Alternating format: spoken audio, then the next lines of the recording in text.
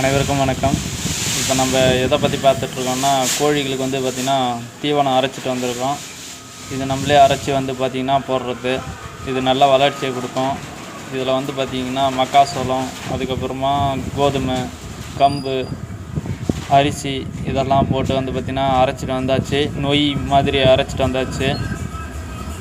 இது கூட வந்து பார்த்திங்கன்னா நம்ம மஞ்சத்தூள், அதுக்குமா கிளிஞ்சல் தூள் இதெல்லாம் வந்து பார்த்திங்கன்னா சேர்த்து ஒன்றா வந்து பார்த்திங்கன்னா நல்லா கலந்து கோழிகளுக்கு வந்து பார்த்திங்கன்னா போட போகிறோம். இப்போ அதை கலக்கட்டு தான் நான் காமிச்சிக்கிட்டு இருக்கேன். இது போல் வந்து பார்த்திங்கன்னா நல்லா கலந்து விடணும். மஞ்சத்தூள் போட்டிருக்கிறதுனால மெதுவாக கலந்துட்ருக்கேன். இப்போ வந்து பார்த்திங்கன்னா கொஞ்சம் வேகமாக கலந்து எடுத்து வச்சுக்கிட்டோம்னா இந்த தீவனத்தை நம்ம கோழிகளுக்கு போடலாம்.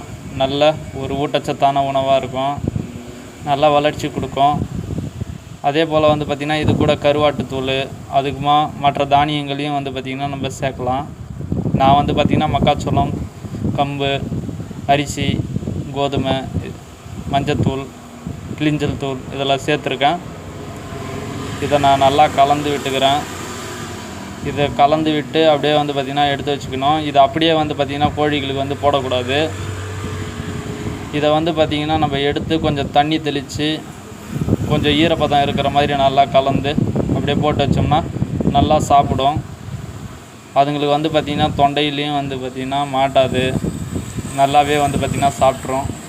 இதே போல் நீங்களும் தயார் செய்து பயன்படுத்துங்க. நன்றி.